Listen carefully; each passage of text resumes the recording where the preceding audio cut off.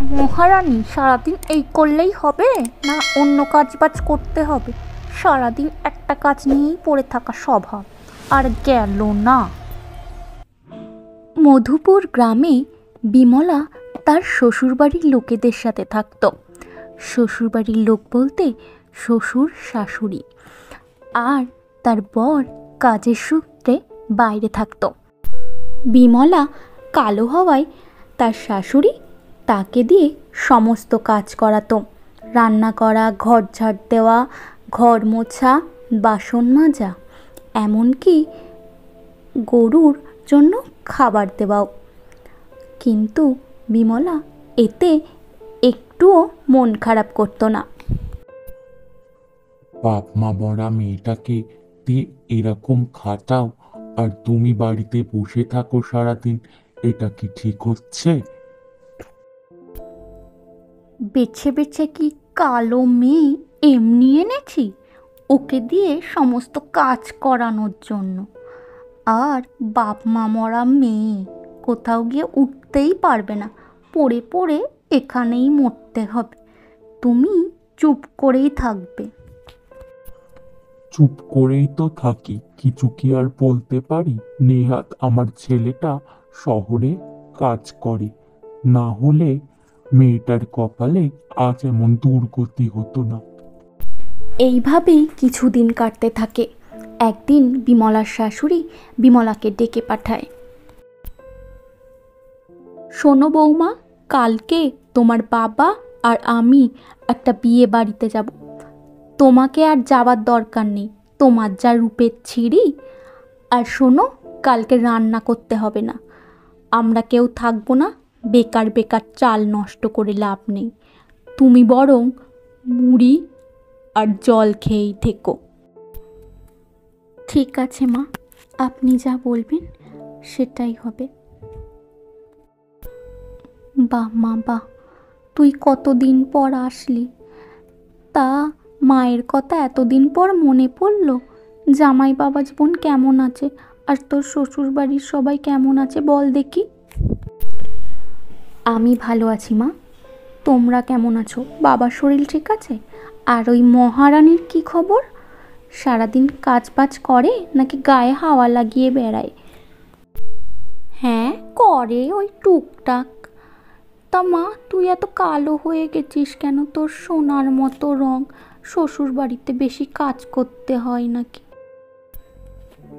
কোনো কাজ করবি না, শুধু খাবি আর ঘুমাবি, না হলে এমন সোনার মতো রং কালো হয়ে যাবে। না না, আমি আর কোথায় কাজ করি? আমার ছোট যাকে দিয়েই তো সব কিছু করাই। আমি করব কাজ? তুমি তো ভালো মতোই চেনো আমাকে। তা বেশ করিস, বেশ করিস। এই না হলে আমার মেয়ে। বস মা বস, সারাদিন কিছু খাসনি, তোর জন্য খাবার নিয়ে আসি, দাঁড়া। নে ধবলি, খেয়ে নে। সারাদিন তুই কিচ্ছু খাসনি, এই বিচিলিগুলো খেয়ে ভালো মেয়ের মতো থাক।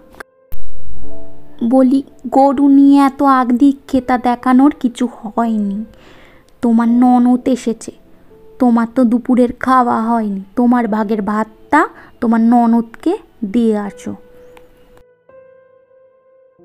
হায় ঈশ্বর, আর কতদিন এরকম আধ পেটা খেয়ে না খেয়ে কাটাবো?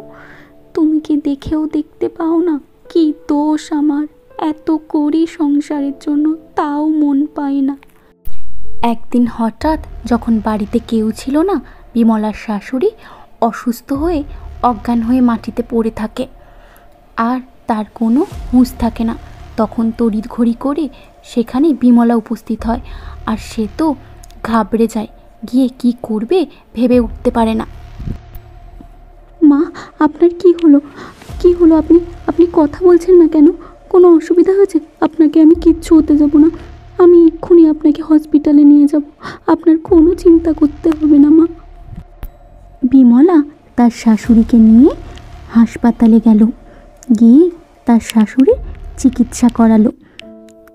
তারপর তার শাশুড়ির জ্ঞান ফিরে আসলো, এসে দেখলো আর জানতে পারলো যে তার বৌমাই তাকে এখানে নিয়ে এসেছে, আর সে নিজের ভুল বুঝতে পারল আর তার বৌমার কাছে ক্ষমা চাইল। আমাকে ক্ষমা করে দাও বৌমা, আমি তোমার ওপর অনেক অন্যায় করেছি।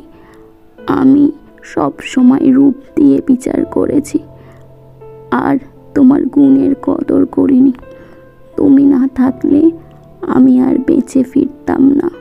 তোমার জন্য আমি আজকে বেঁচে ফিরেছি আর আমি নিজের ভুল বুঝতে পেরেছি। তুমি আসল হিরে, খাঁটি সোনা। আমাকে ক্ষমা করে দাও মা, আমাকে ক্ষমা করে দাও।